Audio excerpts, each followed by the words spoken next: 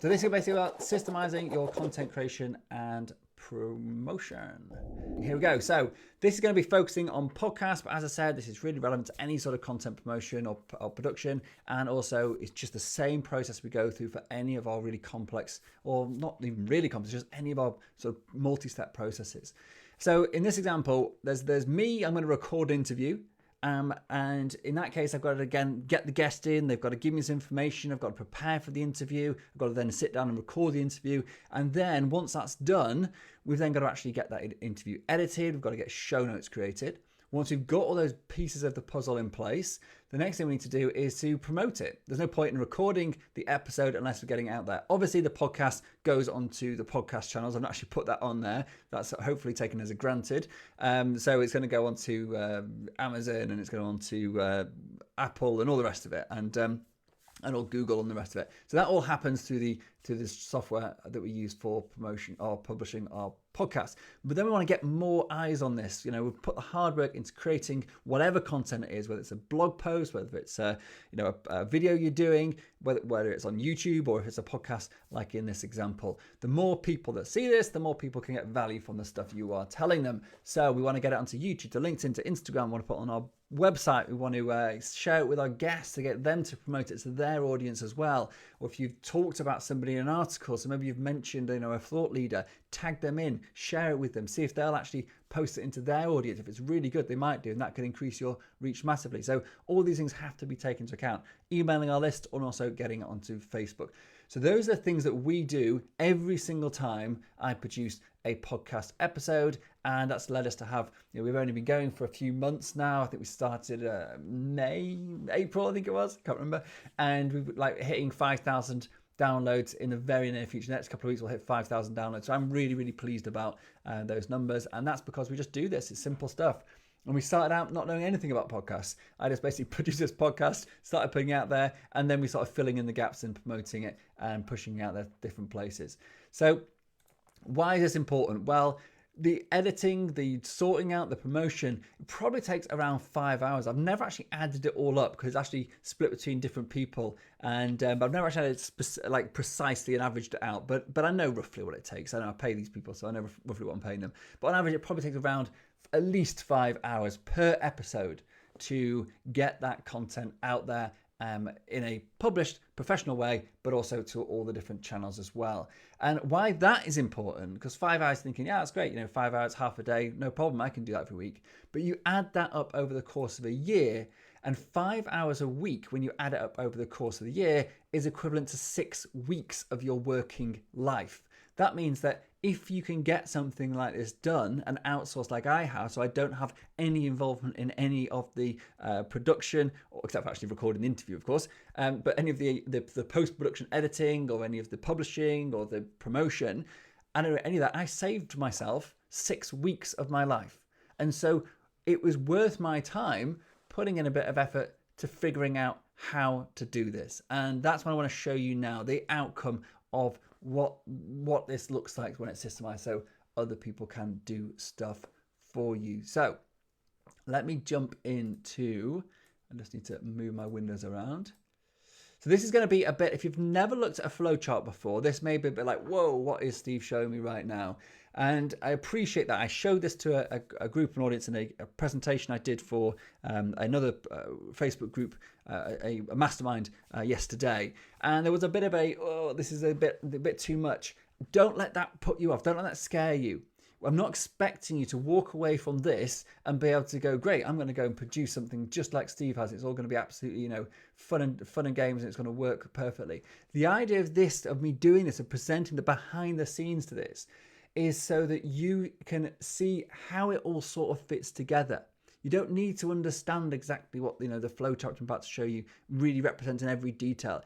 It's just I'm trying to put a seed in your brain to show you what's possible, so that then you can start working towards that. And then I'm going to take you back to how this started, because this is 6 months down the line. So this has been worked on for 6 months to get to this point. And I think what often when you go onto maybe do some marketing course or whatever, and they sort of throw you right in the deep end, and you sort of expect, or you feel that you need to be producing stuff at the level at which your mentors are producing. But obviously those people that you're paying for that training, they've been doing this for years. And so they sort of say, right, you've got to do X and Y and Z, and you've got to get these emails set up, and you've got to get this and this landing page and all this. And before you know it, you're totally overwhelmed by the massive task at hand to create this thing that you really want to create. When in reality, and what I'll try and explain as I go through this, is how this started in our business and how we slowly built this up over the course of 6 months to be able to get it to the point it is now, where I have zero involvement and it all works. So I'm going to jump in now and show you this flowchart. So I'm just going to walk you through this. And this is basically the steps that happen, the multiple steps that happen with multiple different people and across multiple platforms. And the power of getting this down visually in a flowchart like this is that it shows you how everything stitches together, so that it's all in your head at the moment. But if you want someone to help you do this, they've got to know how all the pieces of the puzzle fit together. And a flowchart or a process map like this is a really good way of doing that. It's one of the things that we spend a lot of time teaching to our My Elite coaching clients, about getting their ideas out of their heads and down like this, or getting their processes mapped out and getting someone in their team to start mapping out process like this, because this allows you to have this high level view of your business process that allow other people to manage your work for you, not just do tasks, but take on responsibility for managing stuff in exactly the way you want it done. So that's the power of the process map. So I'm just going to walk you through this quickly. I'm not going to go into detail. I'm not going to explain it all massively, because hopefully you'll just get the point. So here is the point at which I've agreed that I'm going to interview someone on my podcast, and I send them a link. And that link is linked to I use Acuity booking, Acuity scheduling. You could use Calendar, you could use High Level, you could use Kartra, it doesn't matter. You just want basically a scheduling app that allows them to book a time onto your calendar, and then that they can then submit some questions. And this can be used for lots of things. We use the same process for our sales calls. We use the same process for me just having chats with people. It's always through an app like this. So that's the first thing. So this here, the top section here, I'll zoom in, is the guest. And they submit the form, they click the link, they submit the form, and that then triggers everything off. That's when all the fun starts. And then the Acuity, which is the app that we use, so the calendar booking app, that then creates a Zoom meeting, which is because it's linked to Zoom. It then schedules the appointment in my calendar, in their calendar. It then triggers an automation, which we'll come on to in a second. And it really importantly sends reminder emails and SMSs to my guest, so they show up for that interview at the right time, ready to actually perform, ready to be interviewed. And then I said that app, it triggers off an automation, so you can link different apps together using tools like, there's one called Zapier, which is a API and application protocol interface tool. Don't worry about the name. It basically gets two different apps to talk to each other. So if something happens in one app like this, they've submitted a form, it can then trigger off an event in another app, which you can then do stuff with. So in this example, we trigger off an event in our calendar booking app and into Zapier. Now Zapier then can do lots of things with that. It can, like I show you here, it can create a folder in our cloud storage. It can create a file, pull the information from the booking form, put it into that document. So we use Google Docs, put it into the Google Doc. You could use Microsoft Word for this as well. It's the same. Put it into that document, save it in the correct folder, rename it to the guest name. So it's all nicely prepared for me. And then also what it does is ping a task into my task management app, which is called Asana. You could use other task management apps. Pings a task into my task management app for my assistant, which is the next stage in the process, to go through that document, pull out the information from, the guests often provide website links. Maybe they've got a lead magnet or a tool they're going to give away for free. Maybe they've got images that we want to use in our promotional material. And the assistant's job is to gather all that together, put it into the folder, ready for the production team to use that when they're creating show notes, when they're creating teaser posts, when we're doing a promotion. And so the same thing you could use for creating an article as well. You could create the article and someone can then pull the images together and put them into the folder ready for publishing. So this is a podcast, obviously, but you can use, as I said before, for anything. And then another really important thing that the assistant does is if we're missing some information, they're the one that goes and chases up the guest, gets that information ready and make sure that the interview notes are ready for me to do my interview. Now, when it comes to the day of the interview, I just basically open up my computer. I open up the folder, which is named, put it into the right place. It's named. I know exactly where to find it. And then I just click on a link in my calendar, starts the meeting. That's been shared earlier. I'm sure you're all aware of this process, but click that link. I don't have to search for it anywhere. My notes are available for me. I literally read through the notes 2 minutes before the interview. It gives me all the questions I'm going to ask, and then I just basically go in and have a chat with that person and record the interview. I then may add a few extra editing notes, like, for example, the other day, halfway through the interview, the doorbell went, I had to go and get a parcel that arrived. I don't really want that in the finished thing. So I just make a note of that saying, look, that, at around 30 minutes, somebody walked in the room, make sure you cut that out. It's just to peace of mind. I mean, my podcast production guys should just listen to it anyway and pick that up. But sometimes it's just little things like, I just want to tweak something or whatever. So a few little notes there. So they're just passing some information on, and then I just message them to say, as a courtesy, it's ready. That could actually be automated, but I just don't bother. It's just a quick message, just to say, yeah, I've done with this now, so they know they can crack on with it. And really importantly, the Zoom saves those files automatically into my computer, and they are then synced automatically into a cloud storage folder, which is shared with the podcast production team, with the promotion team. And so therefore I don't have to do anything. It's all in the right place. They have access to all the source materials they need. It's in the same, puts all of the material that we've got, all goes into this folder, and it's all there saved and ready to go. So that means that then when the podcast editing team come in, they can just basically go into the right folder. Everything's there for them. They edit the episode, they create the show notes, and they schedule it ready for promotion. So that is the power of having this mapped out on a flowchart from start to finish, because you can see there's different people doing different tasks. There's different apps involved. It's like one app's triggering another app. If you're using things like CRMs and you're using email automation, then things like tagging people or putting them onto the right lists or triggering off different automations within your automation software, then if you don't map out this stuff visually, then yeah, it may work, but somebody else coming in and trying to figure out where all the pieces fit together, especially when you're using third-party apps and Zapier and things, there's nothing that sort of depicts or shows how all of your bits of your business fit together. That's what process mapping is all about, and that is why it's such an important skill to actually just start tweaking and learning, or start learning bit by bit, and start actually using it to map out some of your processes. So that is the production side of things, and then we get on to the promotion. So the episode has now been produced, it's now ready to go, and it's sat there waiting in our app ready for the published date. And at that point, my team pick this up. And so they go into we use Omni Studio, so that's what Omni Studio is. We go into Omni Studio, we pick up the show notes, we pick up the information from there. It's been done by the editing team, and then we create some material. So we create a teaser post, we create quote cards, and then they're basically, and then we email our list, we promote it to social media, and then we finally, at the end here, we promote it to YouTube. So we publish it onto YouTube.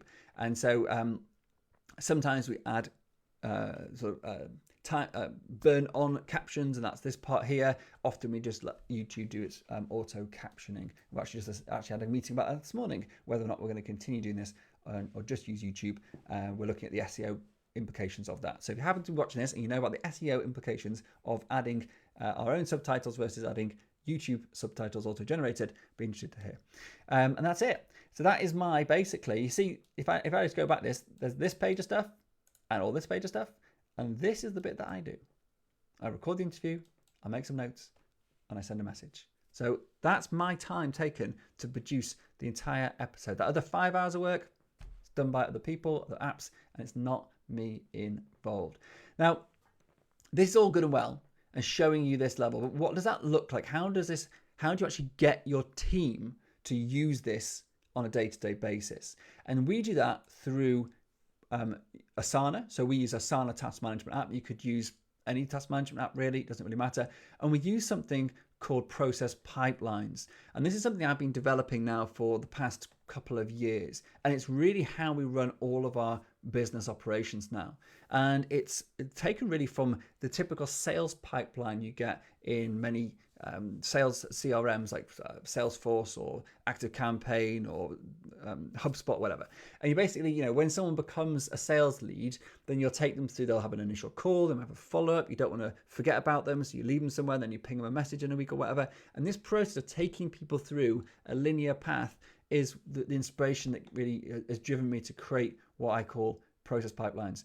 And this is our process pipeline for our podcast production. And you can see here, show notes, teaser production, promote episode, publish to YouTube. These are those same stages that we had on our flowchart here. And they're represented on here. So I can see at any point where each episode is up to. This is a live episode. This is episode 40.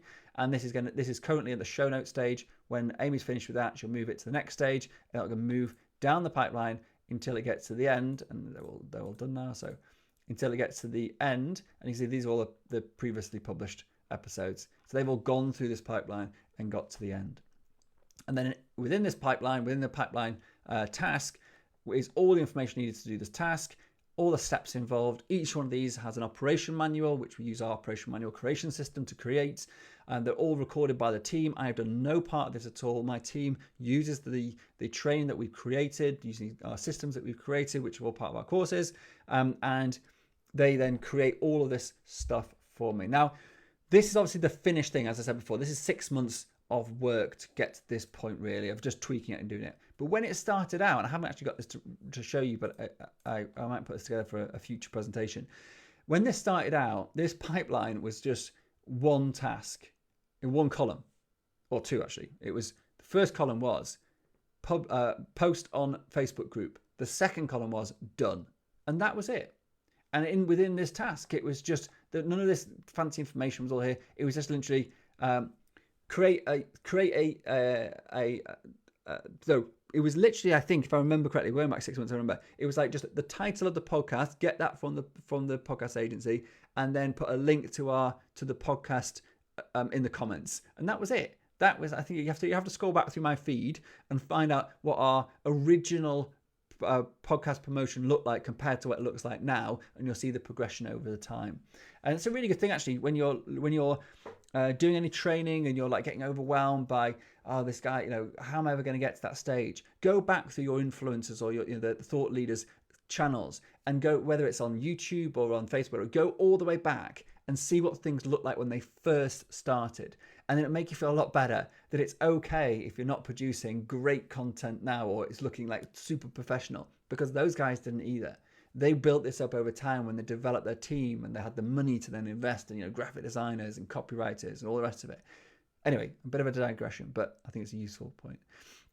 So back to my point. So when this started out, it was literally just that one thing. And then I said to my Von at the time, who was working on this, you know what? I think we need to do more with this. There's some training coming up that I've got through my agency, my podcast agency. I'm going to do this training. So I sat on the training and watched it through us. And I thought, yeah, there's some really useful stuff in here. And so we gave the recording of that to Von. And she then watched that through, picked up some great points and say, okay, cool. Let's make a teaser promotion. Let's make let's create a thumbnail rather than just putting the title on there. Let's do this with the show notes. Let's add some keywords on there, some hashtags. Let's get it onto YouTube.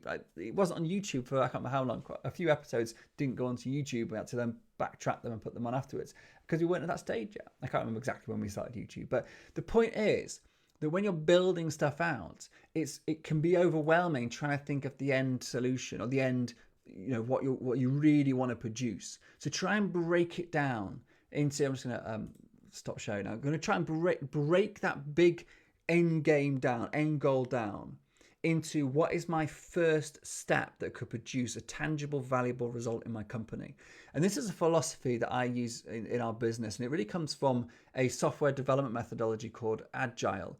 And I've adapted this to really run all of our projects in our business. And we're not a software development company, but some really good principles in that. I did a degree in computing and I've already geeked out on this side of stuff. So that's where I've really got the idea from, but I've adapted it. And it's one of the things we teach in our management training is about how do you get your team on board for a project, keep them motivated going forward, and also continually produce ever incremental improvements on a tangible result that you are actually getting value from in your company. Because the traditional old-fashioned way of doing sort of project delivery is you come up with this big idea, you look at the end result, that's what we're going to get to, and you work and you work and you work and you work until you get to the end result, and then you put it out there. But it may be an absolutely terrible idea, but because you put so much time and effort into it, you're still sort of obliged to try and flog the horse until it, because you've put all this effort in, you've got to get something out of it. But it may just be a real bad idea and you didn't do enough testing along the way. Now, the Agile philosophy, which is really the point of this little rant, is that if you start off with, I've got this end game here, and that's what I think now it's going to look like at the end. Let's wind that back. What is the first thing I could do today or this week and get something out there so I could say, there's a benefit to my company now. There's some value add from the work that's being done. There's a tangible result to tick off, to motivate people, to give people that psychological boost to say, yes, we've done something. We've actually produced it. It's published, whatever it is. It could be an article. It could be a website delivery. Don't wait till your website's finished until you publish it. Publish the homepage. Then add all the other pages, because you can see, is that working? Is people landing on it, or just does it look good? Am I happy with the result? That's great. Let's do the other pages then.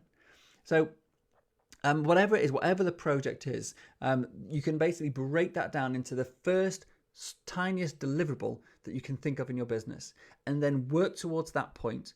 And then once you've got to that point, then think, okay, what's the next step in this process? What's the next deliverable? And then you're working from week to week, or maybe 2 weeks to 2 weeks, rather than 3 months to 3 months of, big projects. So you break it down, makes it far more fun to work with. You get results much quicker. You can then pivot if things aren't working. You can adapt it. And that goal you set back at the beginning may totally change. And you may realize as you're working towards this and you're seeing what's actually working, what's getting, the reaction that you want, or is actually producing the results that you want, then we'll go down that route instead. That's a better route. Or you learn something new, you do some new training. Halfway through the project, you just watch a new, like we did, watch a new podcast production training or podcast promotion training. And we just totally went, okay, let's go this way instead. And so therefore, by having these short-term multiple goals or steps towards the end goal in the project, you are able to pivot without it breaking the thing that you're trying to create. So that's one of the biggest lessons I've learned over the past few years about good project management and involving a team that may not have the high level expertise so they can run with it. You're still the manager. You're hiring, admin level staff and just getting them to help out with stuff. That's how we do it.